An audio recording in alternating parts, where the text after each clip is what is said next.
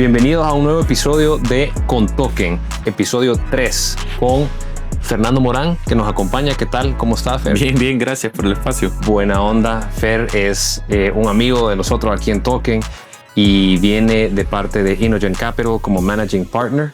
Y los conocemos desde hace años, así que gracias por aceptarnos la invitación. Espero te guste el cafecito. Y bueno, contanos un poco sobre qué te motivó personalmente a emprender. Contanos un poco sobre tal vez los últimos 10 años de tu vida, en un resumen, y qué es lo que te ha motivado a emprender y a entrar en todo este mundo de las inversiones. Sí, mira, quizás los 10 años me tirás a la memoria, pero siempre fui inquieto, quizás empezar por eso. Nunca me gustó estar siguiendo una línea tan tradicional en la que me dijeran mucho qué hacer. Siempre me gustó ir como un poco contracorriente. Yo creo que el emprender era eso, ¿verdad? Era crear algo nuevo que no se había generado, ir en contracorriente, ir en contra un poco como de lo establecido y lo normal. Entonces quizás por ahí viene la inquietud, ¿verdad? Que nos lleva a este camino. Y dentro de ese camino a un montón de altos y bajos, ¿verdad? No sé si me voy a tardar tanto en explicarte todo el proceso, pero desde proyectos que murieron en la idea, a proyectos que se logró levantar capital y murieron, proyectos que se logró levantar capital, crecer y vender, ¿verdad? He tenido como los tres caminos, y creo que cada uno te ha ido enseñando ciertas cosas de la humildad del proceso, ¿verdad? Que no es de la noche a la mañana y que hay que ir respetando cada paso que te va dando. Pero quizás en 10 años, si te pudiera resumir, hay algo que siempre se ha mantenido como un constante quizás en las cosas que me ha gustado hacer, y es generar comunidad. Entonces, el primer negocio que abrí aquí en El Salvador, porque ya había hecho 2 intentos fallidos en Estados Unidos, el de Seed, fue Seed Community, que era crear un espacio de comunidad con jóvenes que pudieran trabajar dentro del mismo techo, trabajar en proyectos, en ideas y colaborar. Entonces eso fue como un modelo que a la final migró a real estate, pero la comunidad siempre fue el centro. Inogen, que es ahora lo que manejo, es un fondo de inversión, pero que a la final invierte en personas, invierte en proyectos, y generamos una comunidad no solo de inversionistas, sino que de emprendedores y actores claves que soportan un ecosistema. Y en ese camino siempre ha habido ese componente, como te digo, de comunidad que nos ha ayudado por lo menos a mí, a mantener esa motivación súper alineada a lo que hago, indiferentemente sea de real estate, financiamiento, ¿verdad? O bagels, ahora que te comentaba con mi esposa, todo lleva un concepto de comunidad alineado al propósito. Buenísimo. Y si nos vamos 10 años o 15 años más atrás todavía, o sea, para hablar un poco de quién te enseñó cómo relacionarte con el dinero, quién te enseñó sobre un presupuesto, quién te enseñó sobre inversiones, o similarmente a mí, no lo aprendiste en el colegio, no lo aprendiste en la universidad y te tocó aprender por ti solo. O sea, sí. ¿Cómo empezó eso en Fernando? Mira, yo creo que si me voy como a mi historia quizás personal, yo tenía como 2 realidades. Tenía la realidad de mi padre, un hombre muy, muy trabajador, ¿verdad? Pero siempre estuvo trabajando para alguien más. Trabajaba para la banca, trabajaba para otros empresarios, ¿verdad? Y siempre era un hombre que trabajaba mucho por crear carrera corporativa. Creo que era como un poco esa mentalidad, ¿verdad? que existía, y llegó a ser un empleado muy exitoso, pero nunca fue dueño de su negocio, ¿verdad? Y por el otro lado tenía a mi abuelo, que era un hombre que creó su propio negocio, creó su propio camino, creció su propio negocio en ese sentido. Y cuando a mí me empecé a ver un poco como los distintos caminos, uno era más seguro, ¿verdad? Vas teniendo tu sueldo cada 15, vas construyendo un poco tu vaquita, ¿verdad? Vas comprando tu casa, vas haciendo tu vida un poquito más estable, y la otra es una aventura quizás un poquito más incierta. Y la gran mayoría de personas que escogen esa aventura tienden a fallar, y es la realidad, ¿verdad? La mayoría que emprende falla. Esa es como partir de esa base.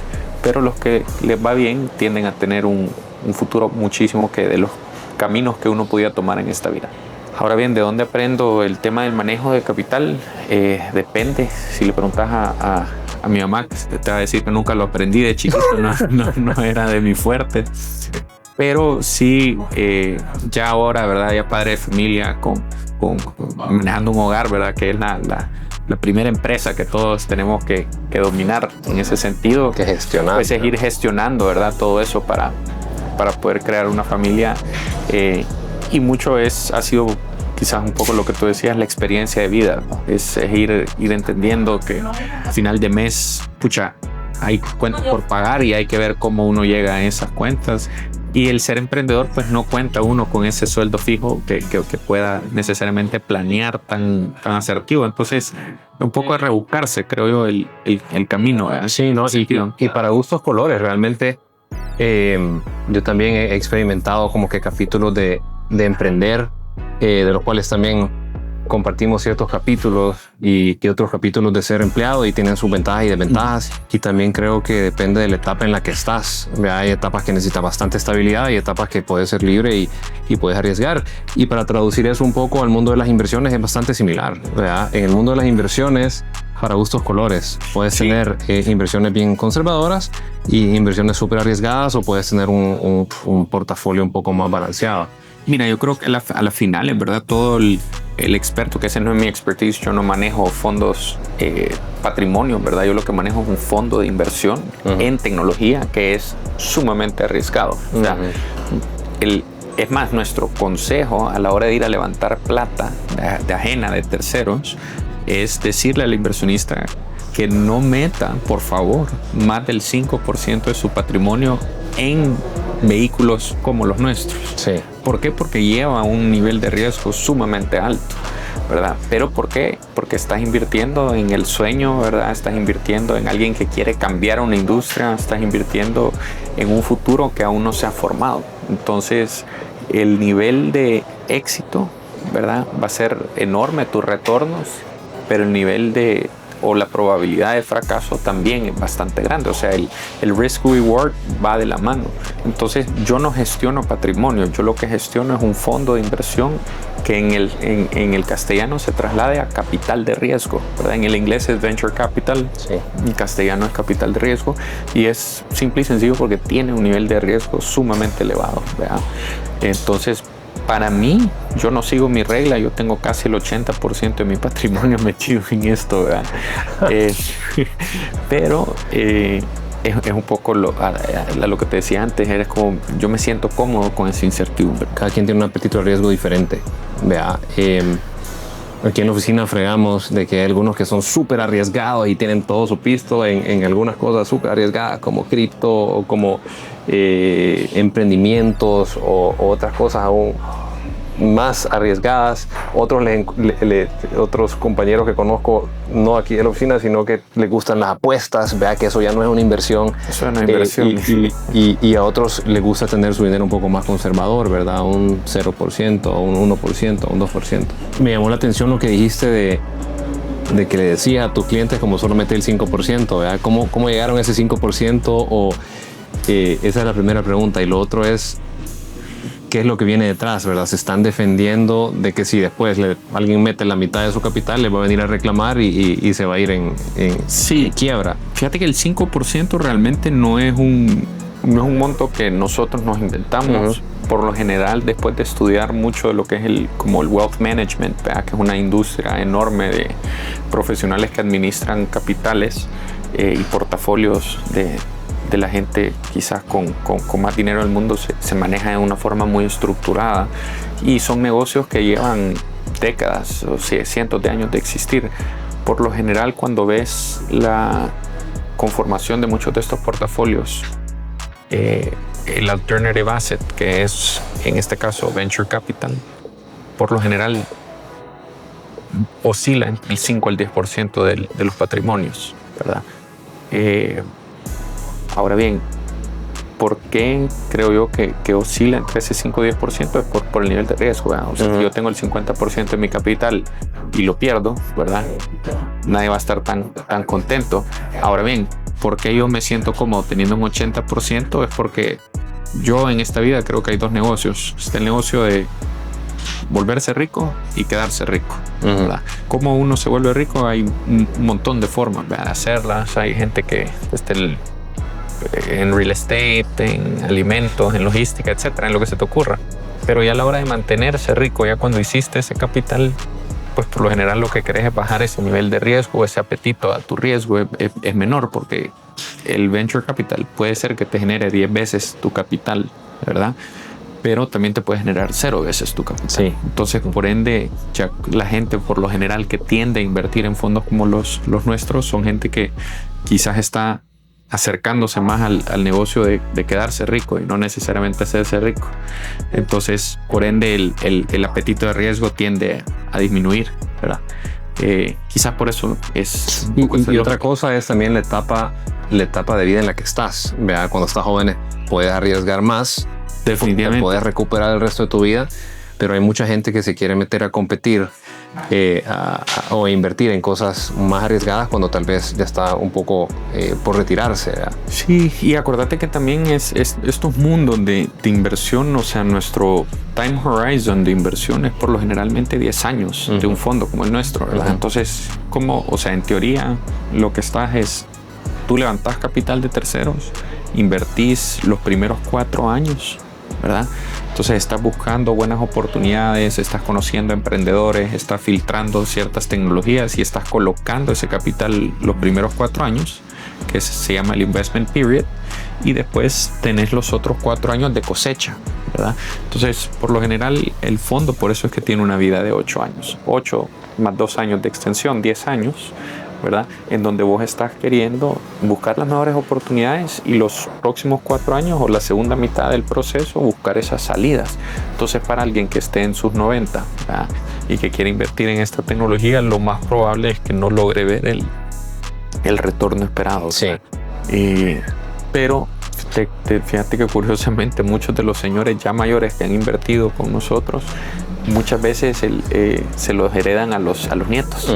Lo hacen como un mecanismo para que los nietos puedan tener acceso a un tipo de inversión más arriesgada, ¿verdad? Y 2 señores en particular le endosaron sus acciones o su inversión. Qué buenísimo. A la generación de abajo.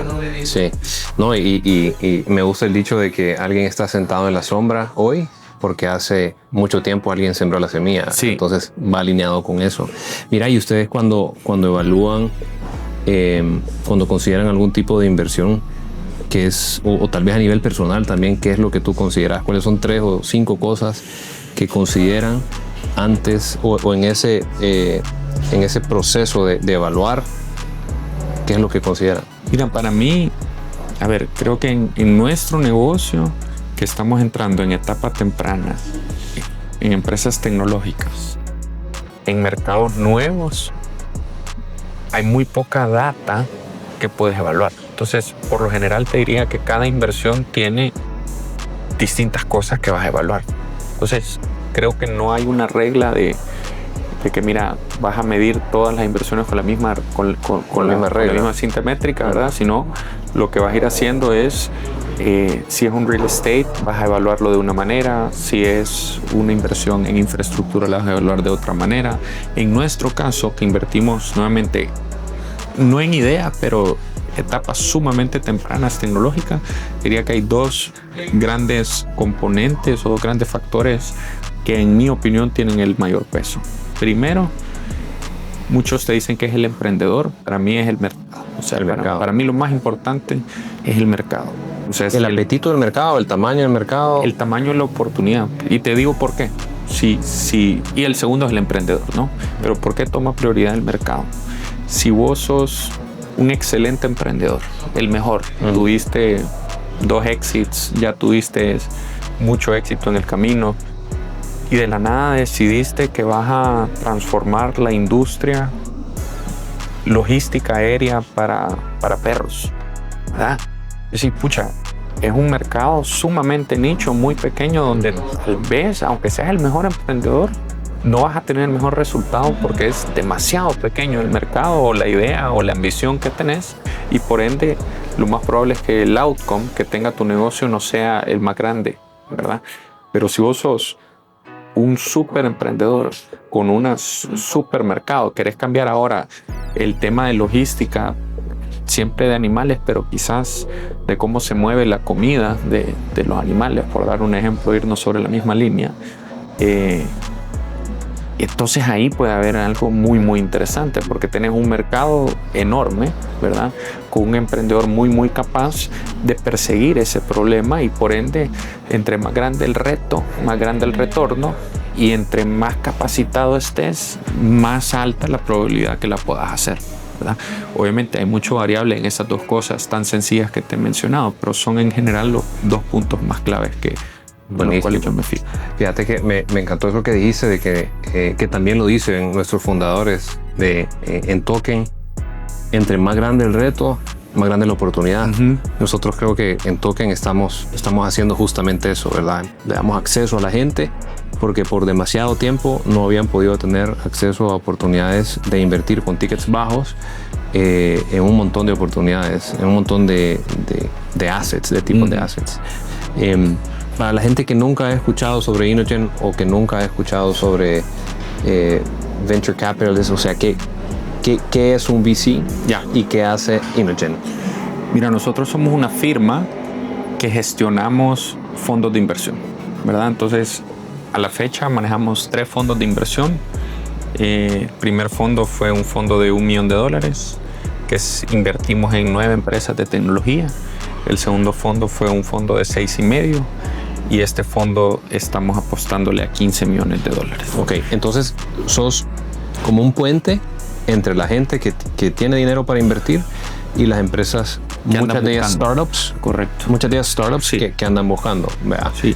Y nuestro trabajo es no solo captar el capital, sino evaluar las mejores oportunidades para hacer crecer ese mercado, para poder armar ese portfolio, ¿verdad? Entonces nosotros quizás evaluamos, no sé, a la fecha 3,000 empresas que hemos visto. 3,000 empresas. Desde nuestra incepción, quizás 3,000.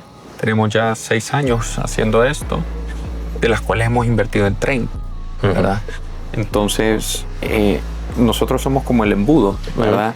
Y 3,000, te digo, que nos han mandado correos. Sí. No es que hemos tenido conversaciones directas con todas. Con la gran mayoría sí, y las vamos acotando y las vamos filtrando. O sea, te diría que ese es como nuestro trabajo. Lo duro de nuestro trabajo es realmente poder elegir las mejores oportunidades y ganar sobre esa oportunidad, ¿verdad? Porque una empresa como Token, que tuvimos la dicha de poder invertir como Inogen, no solo es en conocerlos a ustedes, sino también poder generarle el valor al emprendedor de tenernos a su lado, ¿verdad? Sí. Porque el capital tiende a ser, a la final de cuentas, algo que no es relativamente, o sea, no es escaso, definitivamente. Hay accesibilidad a capital de distintas formas, desde una tarjeta de crédito hasta una inversión personal, pero nuestra filosofía es: nos volvemos socios de los emprendedores, ayudamos al emprendedor a crecer y los conectamos con nuestra red de inversionistas también, que son pues, de los grupos más importantes de la región centroamericana, que han confiado en nosotros para gestionarle su fondo de inversión. Buenísimo, pues queda claro. Fer, ¿y qué tendencia has visto en este mundo de las inversiones? Y si se pudiera también en la región, ¿qué es lo que estás viendo que está pasando en esta década o qué nos espera en los próximos años?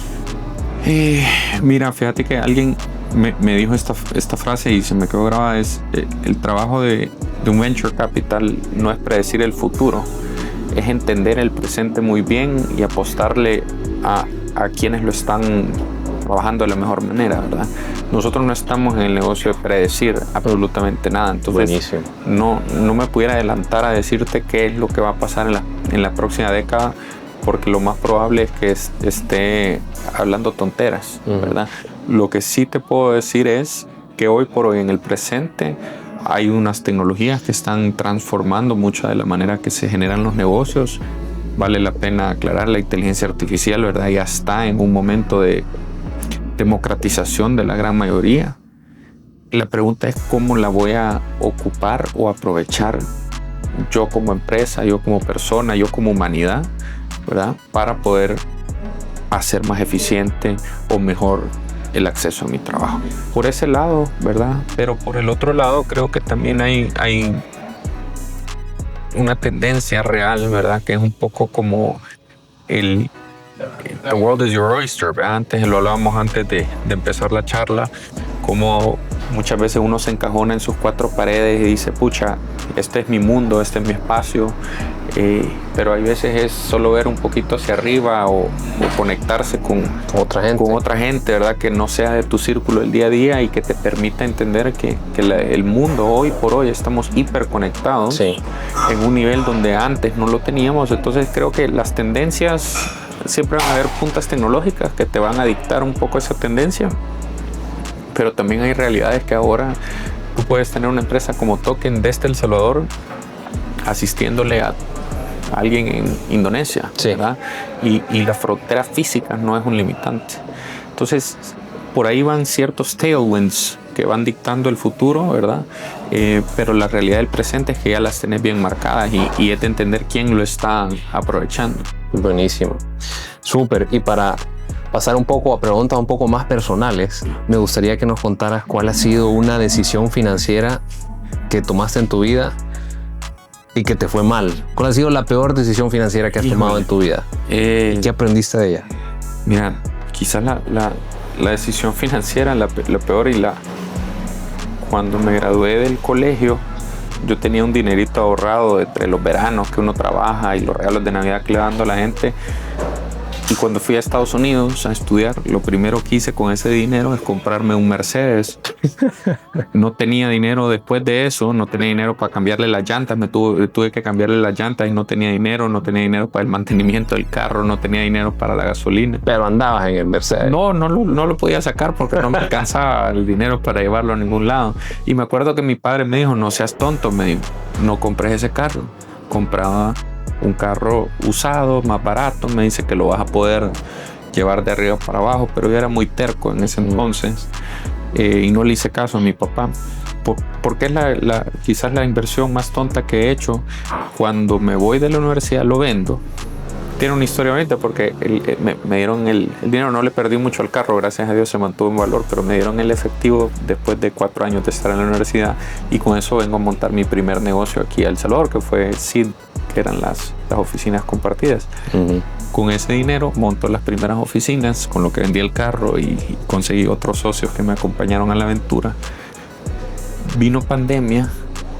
Cerramos el negocio, lo tuvimos que reestructurar, ¿verdad? Porque mucha gente ya no estaba yendo a las oficinas y me mudo de regreso a Estados Unidos porque tenía que vivir de algo y yo era americano, en Miami sí, estaba abierta todavía la economía y me voy a vender pan, croissants realmente allá, que era lo único que se vendía, la gente tenía que seguir comiendo.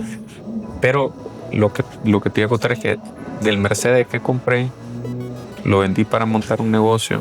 Y cuando me encuentro en Miami, no tenía ni dinero porque el negocio valía cero, es más, debía dinero.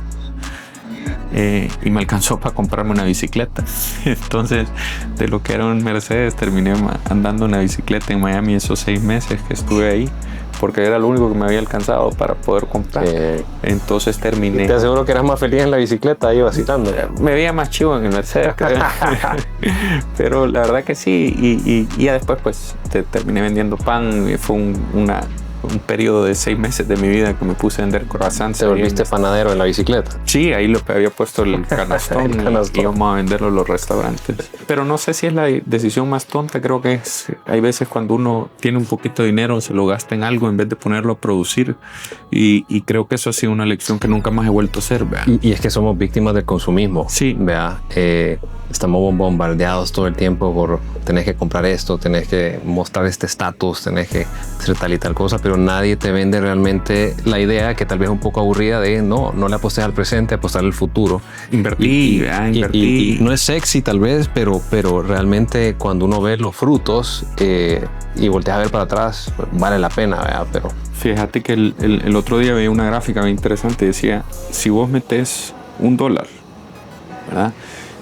Y te da ese dólar 15%, ¿verdad?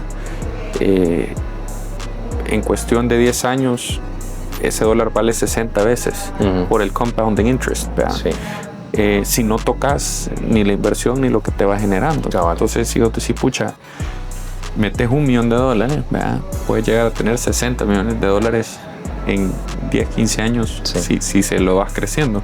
Pero usualmente, ¿verdad? Que es un poco la historia, tal vez, que gracias a Dios pasó temprano y ojalá haya aprendido, que uno dice, tengo dinero, compro el carro, ¿verdad?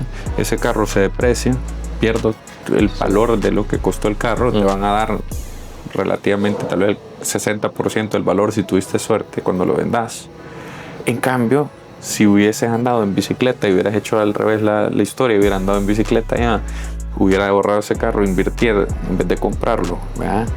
Esa inversión hubiese crecido, ¿verdad? Quizás a 4 o 5 veces el valor del dinero. Entonces, al final de la película, hubiera estado menos gordo porque hubiera andado en bicicleta, hubiera estado más saludable y hubiese tenido más dinero, ¿verdad? Para poder seguir invirtiendo y seguramente comprarme el carro que quisiera después de un tiempo prudencial, ¿verdad? Pero creo que es el orden de la secuencia que una vez se equivoca. El orden de las decisiones, definitivamente. Fer, ¿y cuáles son algunos hábitos de los cuales tú estás orgulloso, que ya sea los tenés desde hace tiempos o lo fuiste conscientemente desarrollando alrededor de todos estos temas? Mira, yo te diría que del tema personal, algo que nos ha ayudado bastante como familia es a tener un budget, ¿verdad? Algo tan sencillo que a veces uno va gastando sin darse cuenta. Nosotros tenemos 3 cuentas familiares, ¿verdad? Una que es de mi esposa, la otra que es mía y la otra que es compartida. Realmente ella tiene 2 y yo solo tengo participación en una, pero lo vamos manejando de esa manera y yo creo que eso es un hábito que nos vamos entendiendo, bueno, cuánto dinero hay para la casa, cuánto dinero hay para viajes, para salir a comer. Entonces nos hemos ido ordenando mucho en ese sentido y hay un componente clave un poco en la conversación de ahora, es siempre hay un monto de inversión que tiende a ser, no es lo que me queda al final del mes. Sí, cabal. O sea, es una disciplina de sacarle al principio del mes. Exactamente. Porque es lo más difícil, ¿verdad? Mucha gente dice, puchica, lo que me sobra lo voy a invertir. Sí. Pero la verdad que si uno se va hasta lo que le sobra, a mí no me sobra nada, ¿me entiendes? Sí. Entonces, arriba, cuando me entra a mí algún cheque, algún pago, algo, de eso yo saco Un porcentaje. Fíjate que nosotros a diferentes universidades hemos ido a dar estas charlas sobre educación financiera y de las investigaciones que hemos hecho es, si tú quieres sostener tu mismo nivel de vida, tenés que invertir mensualmente el 20% de tus ingresos. Como un mínimo un 10-15, ¿verdad? Pero muchas personas me dicen, pero es que a mí no me sobra nada, ¿verdad? Entonces ahí es donde empieza también los buenos hábitos financieros, porque si tú de repente te aumentan el salario, tenés un nuevo puesto y te aumentan el salario, ¿qué es lo que haces? Tú mejoras tu nivel de vida, ¿verdad? Lo cual está bien, pero fuera chivo que mejoraras tu nivel de vida, pero que todavía empezaras a dejar como que ese porcentaje para poder ir poco a poco haciendo el espacio a ese porcentaje de 10 o 20% para invertirlo y así poder sostener tu nivel de vida, porque si no sos empresario o si no sos emprendedor y por ejemplo en el caso de los empleados va a haber un momento en que la música va a acabar, ¿verdad? La música para. ¿Y qué pasa cuando para la música? No sé tú, pero yo he visto un montón de casos de gente que ya no sabe cómo multiplicar su pisto a sus 50, 60 años porque simplemente ya no tienen ingresos. Entonces esos hábitos se construyen, creo yo, desde el inicio. Entonces, chivo, ese es un hábito. ¿Cuál es otro hábito que vos crees que ha hecho una gran diferencia? Me gustaría decirte que hay más, ¿verdad? Pero yo creo que en la parte financiera eso es lo más prudente. Un presupuesto. Un presupuesto. Y lo segundo, que eso es un poco como mi inquietud, es ir a buscar oportunidades que no son tan lógicas de inversión, ¿verdad? Porque si yo ese dinero que tengo lo meto en un CD en un banco, pues va a tener un tope de un 3%. Realmente la inflación real está casi 4 o 6%, entonces pierdo dinero. Y por eso es que te digo que casi el 80% de mi capital está en este mundo de venture, porque yo creo que ahí es donde uno tiene estos retornos exponenciales. O sea, hacer 7 veces tu dinero, ¿verdad? Si yo meto $10 y sacar $70 de una inversión, bien improbable que lo vas a hacer invirtiendo en el banco, ¿verdad? Invirtiendo en un bono de estado, invirtiendo en cosas más tradicionales. Es muy raro que vas a tener eso. Entonces, en la posición en la cual estoy yo, que estoy bastante joven, estoy dispuesto a arriesgar un poquito más, siento que hay una correlación de poder invertirlo en activos un poco más riesgosos que no necesariamente toda la gente está viendo. Buenísimo, Fer. Y para terminar, ¿qué mensaje le quisieras dar a los que nos están viendo y escuchando sobre las inversiones hoy en día y que estén evaluando sobre invertir, incluso invertir en token, quién sabe? Sí, mira, yo creo que la respuesta más sencilla es que hay que hacerlo, ¿verdad? Hay que invertir la plata para que la plata vaya creciendo. Entonces, si yo literalmente la tengo debajo del colchón, esa plata pierde dinero. No es que se queda igual, pierde valor por el tema de inflación. Entonces, hay que invertir y hay que entender en qué quiero yo invertir. Token, por ejemplo, a mí lo que me gusta es que es una democratización, acceso de poder invertir en un proyecto inmobiliario, por ejemplo, que rinde entre el 15 al 20%, donde antes solo eran grupos selectivos de 3, 4 grupos empresariales que hacían desarrollos inmobiliarios y se lucraban de esos retornos. Cabal. Ahora, por $100 puedes tener acceso al mismo juego. Cabal. Porque eso es, it's even the playing field. ¿Verdad? De jugar en el mismo... Es un ecualizador. En el mismo campo con los desarrolladores más grandes, con un tiquete de $100. Entonces, es de ir buscando estas oportunidades, es de ir sintiéndose cómodo con el ejercicio de dejar ese dinero, ¿verdad? El 10%, 15%, 20%, e ir invirtiéndolo, ¿verdad? En distintas cosas, porque yo creo que lo más importante en este caso también es diversificar, ¿verdad? No tener todos los huevos en una canasta e ir haciendo una huaca de inversión en distintas cosas, ¿verdad?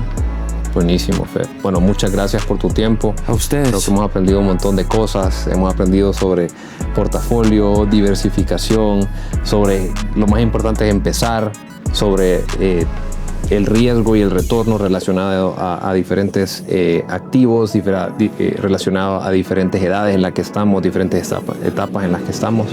Así que gracias por ser parte de esta gran aventura de Token y vamos con Token.